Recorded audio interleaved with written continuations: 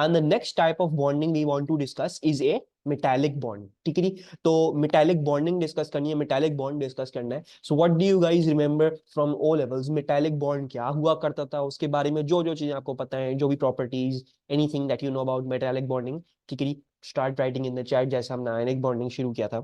तो what do you guys know? Occurs in metals, ठीक है जी, बिल्कुल सही है।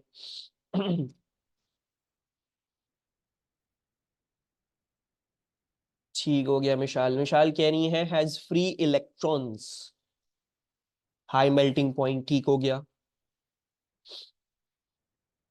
और any other properties, anything else? Strong forces of attraction, delocalized electrons, very good, lattice हो गया, ठीक है जी। और कंडक्टर्स के हवाले से क्या होता है इनका, आर दे गुड कंडक्टर्स और बैड कंडक्टर्स? गुड कंडक्टर्स, और कौन सी स्टेट में, सॉलिड या लिक्विड या गैस में, विच स्टेट में? मतलब गुड कंडक्टर्स की स्टेट, आयनिक का तो मोल्टन और एक्वियस था, ठीक है जी। तो मेटालिक किस स्टेट में अच्छे कंडक्टर होते हैं? Metallic are good conductors in all of the states, ठीक है जी, चाहे सॉलिड में हो, चाहे गैस में हो, चाहे लिक्विड में हो, ठीक है जी। तो वो भी हम डिस्कस करेंगे, अब क्यों आयनिक कंपाउंड्स क्यों सिर्फ मोल्टन एक्वियस में होते हैं, will discuss, have a discussion over that is well. और इनकी सोल्यूबिलिटी के हवाले से कुछ पता है, पानी में सोल्यूबल होते हैं मेटल्स? Are they soluble? कभी किसी ने देखा है मेटल को पानी में डिसॉल्व होते हुए?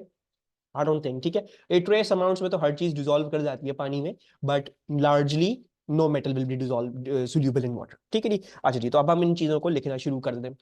मेटालिक बॉन्ड, जैसे मैंने आपको बताया था, जब आयोनिक बॉन्ड की डेफिनेशन आ जाए तो राइट दिस, राइट, ठीक है, don't write metal losing electrons, non-metal gaining electrons. You don't have to write the story, you have to write the exact definition of an ionic bond. तो ionic bond क्या था? Strong electrostatic force of attraction between a positive metal cation and non metal negative anion, ठीक है जी। सो ये है एक ionic bond, आपने उस फिजिकल उस बॉन्ड का उसका उसकी प्रॉपर उसके बारे में लिखना है, जो वो फिजिकल दोनों को अट्रैक्ट करके रखना है, ठीक है जी। तो मेटालिक बॉन्डिंग में भी आपको जब आपसे पूछा जाए मेटालिक बॉन्ड क्या होता है, तो once again it's a strong force of electrostatic attraction, लेकिन इस दफा it is between positive metal cations, and को हटा देते हैं बिकॉज ये इसने सारी जगह ले ली है, between positive metal cations and C of delocalized electrons, ठीक है जी। So basically what happens is के जब आपके पास एक मेटल होता है, ठीक है जी, let's say you have for example iron, ठीक है जी, आयरन है Fe, ठीक है जी, और उसके ये एटम्स हैं Fe, Fe, Fe, Fe, Fe and Fe, ठीक है जी। So what basically happens is कि ये बहुत सारे जब एक साथ जगह जमा पे एक जगह में जमा हो जाते हैं, तो they tend to lose their electron, उनके अंदर से इनके इलेक्ट्रॉन्स बाहर निकल आते हैं, दे बिकम पॉजिटिव मेटल्स। तो बेसिकली ये 2+ का चार्ज फॉर एग्जांपल ले लेता है, सो इट टेक्स अ 2+ का चार्ज, और इसमें से इसके इलेक्ट्रॉन्स बाहर आ जाते हैं, एंड इसके इलेक्ट्रॉन्स, हर एटम के इलेक्ट्रॉन्स उसके बाहर जो है वो दे स्टार्ट मतलब बाहर डीलोकलाइज हो जाते हैं, and they form essentially this sea of electron. ऐसा लगता है समंदर ऑफ इलेक्ट्रॉन है, क्योंकि सब मेटल्स, सब एक एक एटम ने अपने दो दो एक एक इलेक्ट्रॉन जितना भी वो चार्ज लेते हैं वो उन्होंने डीलोकलाइज कर दिया, और ऐसा लगता है कि भाई समंदर ऑफ इलेक्ट्रॉन्स आ गया है। और अब क्योंकि ये पॉजिटिवली चार्ज है, और हमें सब ये पता होता है, सबको ये पता है कि इलेक्ट्रॉन नेगेटिवली चार्ज होता है, so basically a metallic bond is this, ये जो फोर्स ऑफ अट्रैक्शन है between the positive metal cation and the sea of electrons, ठीक है, इसका नाम है मेटालिक बॉन्ड। तो आपसे अगर पूछे जाए मेटालिक बॉन्ड क्या होता है, तो strictly adhere to this, no other कहानियां कि मेटालिक बॉन्ड में मेटल लूज करता है इलेक्ट्रॉन्स, डीलोकलाइज हुए होते हैं electrons, you don't have to write the कहानी, you have to give the definition of the वो फिजिकल बॉन्ड क्या है, ठीक है। सो ये हो गया हमारा metallic bond, we will be discussing how to draw the structures in a bit more detail. अब the metal atom loses their valence electrons to become positive cations and the delocalized sea of electrons form a sea around them, ठीक है, जो वो delocalize होते हैं वो उनके around ही एक समंदर टाइप सा बना लेते हैं, क्योंकि इतने ज्यादा इलेक्ट्रॉन्स होते हैं, it looks like a sea of electrons, ठीक है। the cations are packed together in a regular giant lattice structure, now ionic compounds भी रेगुलर जायंट लैटिस होते हैं। मेटालिक कंपाउंड्स कह रहा हूँ, मेटालिक भी चीजें नहीं जिसमें मेटालिक बॉन्डिंग पाई जाती है, वो भी रेगुलर जायंट लैटिस स्ट्रक्चर्स होते हैं, ठीक है। यानी लैटिस का क्या मतलब हो गया, उसमें रेगुलर अरेंजमेंट होती है, राइट। सो बेसिकली अभी तो हमने जैसे फॉर एग्जांपल ये छोटा सा देखा था, फेरम का एक था, ठीक है। इस तरीके से बहुत सारे फेरम जुड़ के एक क्रिस्टल बनाते हैं, and then you have multiple crystals join together to form a for example a big metal sheet. तो ये रेगुलरली अरेंज्ड होते हैं, बड़े रेगुलरली अरेंज्ड होते हैं। और दूसरी ये होता है क्योंकि ये बॉन्ड्स इतने स्ट्रांग होते हैं, and these are very very very favourable forces of attraction, because जब भी एक पॉजिटिव चीज एक नेगेटिव चीज को अट्रैक्ट करती है तो that's a very very strong bond, ठीक है। So because it's very favourable these also tend to have a giant structure. और जायंट से ये बात समझ में आनी चाहिए आपको कि अगर मैं बात करूं कि मेटालिक बॉन्डिंग में जब आप इसको मेल्ट कर रहे हो या बॉईल कर रहे हो तो कौन सी हम फोर्स तोड़ रहे हैं, which force are we overcoming. तो इसमें because this is a giant और इसकी मेटालिक बॉन्ड्स तोड़ के इसकी केमिस्ट्री चेंज नहीं होगी, सो देयरफॉर इसमें मेल्टिंग और बॉइलिंग के बीच में इसकी जो है वो आप मेटालिक बॉन्ड्स ही तोड़ोगे, ठीक है। No van der Waals, no van der Waals. Ionic compounds में भी जब मेल्टिंग बॉइलिंग कर रहे होते हैं तो आयनिक बॉन्ड्स तोड़ते हैं। मेटालिक बॉन्डिंग में भी जब आप मेल्टिंग बॉइलिंग कर रहे हो तो आप मेटालिक बॉन्ड्स तोड़ रहे हो, ठीक है। क्यों, because both of them are giant structures, ठीक है। याद है वो जायंट वाली जो मैंने लास्ट क्लास में एनिमेशन करके दिखाई थी, NaCl का बहुत बड़ा बनाया था, मैंने तोड़ तोड़ के दिखाया था कि वो फिर भी NaCl ही रह रहा है। तो similarly over here the metal is also so huge कि आप उसके मेटालिक बॉन्ड्स तोड़ भी दोगे तो केमिस्ट्री चेंज नहीं करती। फेरम के मेटालिक बॉन्ड्स तोड़ दोगे फेरम ही रहेगा, सोडियम के मेटालिक बॉन्ड्स तोड़ोगे सोडियम ही रहेगा, ठीक है। And that is the use of having a giant structure. Giant structure होता है तो केमिस्ट्री आपकी वही रहती है। Therefore the bond that you will break when melting or boiling, that is going to be the metallic bond, ठीक है। फिर आप लोगों ने बोला sir metals have high melting and boiling points, और अगर आपसे पूछ ले एग्जामिनर क्यों बाबा, तो आप क्या लिखोगे, because metallic bonds are very strong, not any Van der Waals, not any intermolecular forces, not any hydrogen bonding, not any permanent ions, ठीक है। These intermolecular forces are not a question in giant structures. Giant structures में वो जो उनकी जो main bonding है वही होती है, वही टूट रही होती है, ठीक है। फिर आप लोगों ने बोला metals are good conductors, and इसमें भी आपको ये समझ में आना चाहिए कि why good conductors, due to delocalised electrons या फ्री मूविंग इलेक्ट्रॉन्स आप बोल लोगे, ठीक है। एंड दिस इज डिफरेंट, ठीक है। ये आयन से डिफरेंट है और अक्सर बेशतर बच्चे इस चीज को ग्रैस्प नहीं करते हैं या कर पाते हैं और फिर भी गलती कर देते हैं। आयंस में या आयोनिक कंपाउंड्स में जो कंडक्शन हो रही होती है वो आयंस की वजह से हो रही होती है, क्योंकि इनके पास तो फ्री मूविंग इलेक्ट्रॉन्स नहीं है, इनके पास तो सी नहीं बना ऑफ डीलोकलाइज्ड इलेक्ट्रॉन्स। तो इनके अंदर जो कंडक्शन होगी वो फ्री मूविंग आयंस की वजह से होगी। और वो फ्री आयंस फ्री कब होते हैं, जब आप उसको या तो मोल्टन स्टेट में डाल दो या तो एक्वियस स्टेट में डाल दो, तब वो आयंस इधर से उधर हिलने के काबिल हो जाते हैं, ठीक है। वेयर सॉलिड में जैम पैक्ड है, आप इधर से करंट डालोगे भी, even if you put a current over here, none of these ions can carry that current, क्योंकि अपनी प्लेस में फिक्स्ड है, ठीक है। लेकिन इसी को मैं मेल्ट करके मैं इसको एक लिक्विड में बना लूं जिसमें Na+ और Cl- के बहुत सारे आपके पास ये क्या कहते हैं आयंस हैं, तो any one of them can carry the current and take it away, ठीक है। तो मेटल्स, अब मेटल्स क्यों डिफरेंट है, मेटल्स इसलिए डिफरेंट है क्योंकि उनके पास फ्री मूविंग आयंस नहीं है, they don't even care about the free moving ions, इनके पास तो इलेक्ट्रॉन्स ही इतने सारे डीलोकलाइज्ड और सी ऑफ इलेक्ट्रॉन्स है, राइट।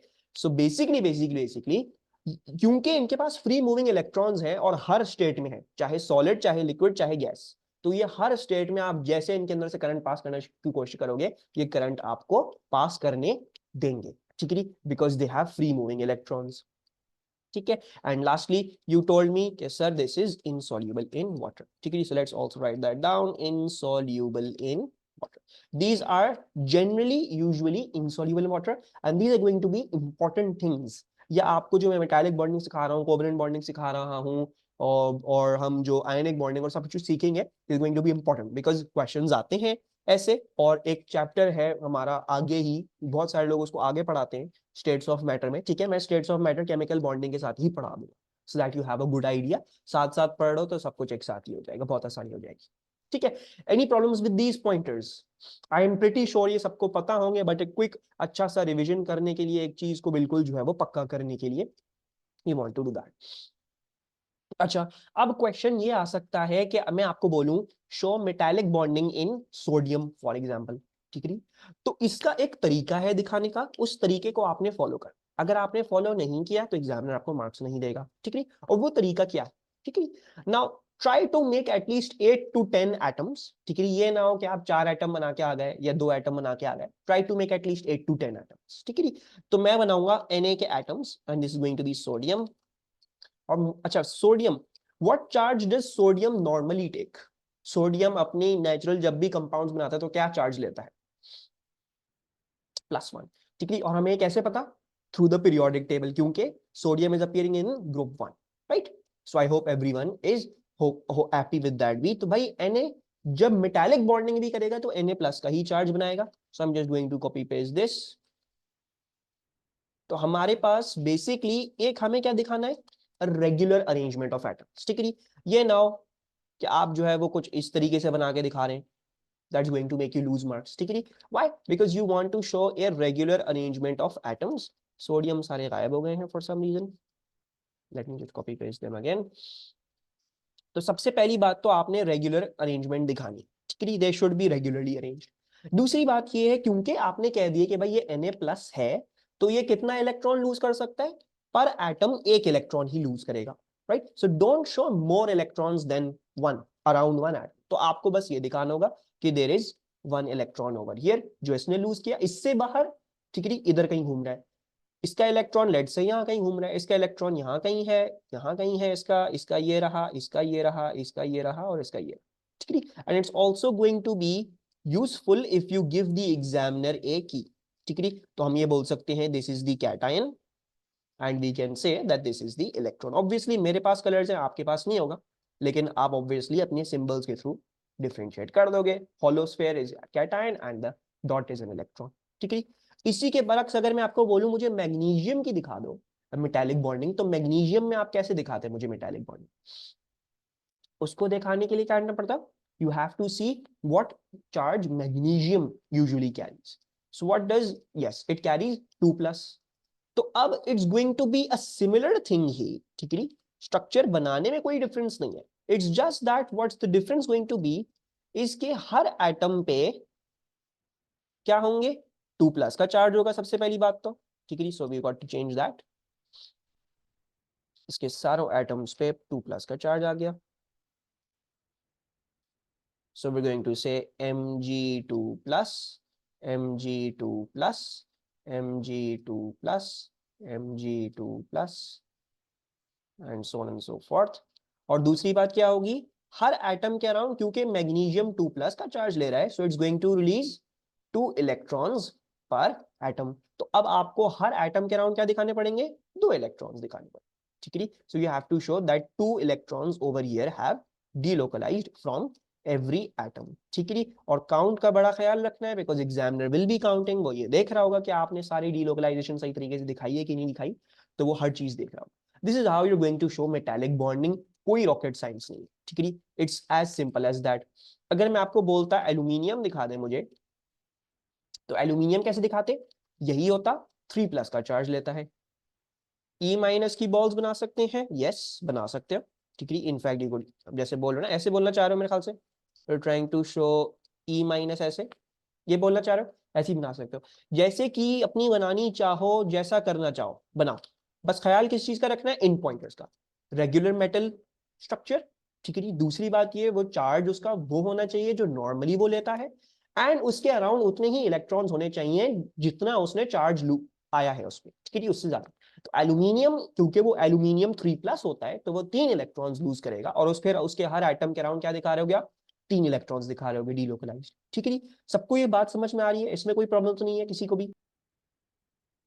क्लियर है? ओके। अब आ जाते हैं इस पे। मैं आपको बोलूं the strength of metallic bonding increases with, let's discuss these factors, ठीक है। तो कैसे कैसे strength of metallic bonding increase कर सकती है? तो first of the factors is greater ionic charge, ठीक है। अगर उस मेटल, वो जो मेटल है, वो instead of forming a plus का कैटायन वो 2+ का बनाता है, तो definitely 2+ is going to attract an electron much more strongly. तो इसका मतलब ये है कि मैग्नीशियम में जो मेटालिक बॉन्डिंग होगी वो ज्यादा स्ट्रांग होगी, ठीक है। और इस तरीके से आपको कुछ प्रॉपर्टीज रिड्यूस करने को बोली जा सकती है। तो मैं आपको बोलूं कि यार मैग्नीशियम का मेल्टिंग पॉइंट बॉइलिंग पॉइंट ज्यादा होगा या सोडियम का, is magnesium going to have a higher melting point और सोडियम? तो आप क्या लिखोगे? Magnesium, right? Why is that? Because it has stronger metallic bonds, because it has greater ionic charge, ठीक है जी। अच्छा, और थोड़ा डिस्कस कर लेते हैं। सो ग्रेटर आयोनिक चार्ज, दूसरा ग्रेटर नंबर ऑफ इलेक्ट्रॉन्स, ठीक है। So greater number of delocalised electrons. So once again इसके इसके तहत भी मैग्नीशियम की क्या होगी? मैग्नीशियम की ज्यादा स्ट्रांग होंगी मेटालिक बॉन्डिंग। क्यों? बिकॉज उसके पास हर एटम के दो इलेक्ट्रॉन्स डीलोकलाइज हो रहे हैं, मेरा सोडियम का सिर्फ एक है। तो इसमें ऑन एवरेज क्या हो रहा है? ज्यादा इलेक्ट्रॉन्स डीलोकलाइज हो रही हैं। तो जाहिर बात है फिर इसमें तो एक एटम एक मेटालिक बॉन्ड बना रहे हैं इस इलेक्ट्रॉन के। तो फॉर एग्जांपल, तो magnesium is going to form two metallic bonds per atom. So magnesium is obviously going to be a higher melting point, a higher boiling point, because it has stronger metallic bonds. दूसरा, और sorry lastly क्या हो सकता है? Lastly the third property is going to be smaller ionic radius, ठीक है। And this is also very important. Similarly जैसे हमने एटॉमिक स्ट्रक्चर में डिस्कस किया था कि जैसे जैसे आयोनिक रेडियस या क्या कहते हैं एटॉमिक रेडियस कम होता जाता है तो वैलेंस इलेक्ट्रॉन को खींचना बड़ा आसान होता जाता है, ठीक है। तो मतलब जैसे आयोनिक, जब हम आयनाइजेशन एनर्जीज पढ़ रहे थे तो जैसे जैसे एटॉमिक रेडियस कम हो रहा था तो क्योंकि न्यूक्लियस वैलेंस इलेक्ट्रॉन को ज्यादा जोर से खींच रहा था, उसको एक्सपेल करना मुश्किल था, ठीक है। In this case how it's going to help? Because अगर आपके पास एक छोटा रेडियस होगा तो वो जो वैलेंस इलेक्ट्रॉन, सॉरी जो बाहर जो डीलोकलाइज्ड इलेक्ट्रॉन्स है उनको अच्छे से अट्रैक्ट कर पाएगा। वेराइज जिसका रेडियस बड़ा होगा तो वो थोड़ा उसको मुश्किल होगी क्योंकि उसका न्यूक्लियस और इलेक्ट्रॉन्स का डिस्टेंस ज्यादा हो चुका होगा, इसलिए वो आराम से नहीं खींच पाएगा। एंड देयरफॉर वंस अगेन जो है वो इसका melting point boiling point lower होगा और उसका melting point boiling point higher होगा, ठीक है। So these are three factors that you need to consider जब हम कभी भी मेटालिक बॉन्डिंग की पावर को डिस्कस कर रहे हैं या ये कंपैरिजन करना चाह रहे हैं, ठीक है। तो नीचे क्वेश्चन दिया हुआ है, सोडियम मैग्नीशियम एल्यूमिनियम को order of increasing melting points में आपने रैंक करना है, smallest first and then highest first, या हाईएस्ट फर्स्ट कर लो स्मॉलेस्ट लास्ट कर लो, जैसा दिल चाह रहा है। तो किसका मेल्टिंग पॉइंट सबसे ज्यादा होगा और किसका मेल्टिंग पॉइंट सबसे ज्यादा कम होगा? यस। सो दिस इज, अल्लाह का शुक्र हम सबको क्लियर, ठीक है जी। सो वी ऑल नो, ठीक है सर। देखें, एल्यूमिनियम जो है वो +3 होता है, मैग्नीशियम +2 होता है और सोडियम प्लस होता है, ठीक है। पहले कोशिश किया करें चार्ट से देख लें कहानी, ठीक है। अगर आप चार्ट से देख लेंगे, चार्ट से समझ लेंगे कहानी और उससे क्लियर हो गई तो फिर आगे और करने की जरूरत नहीं है, अनलेस एंड अनटिल एग्जामिनर बोला था रीजंस दो, ठीक।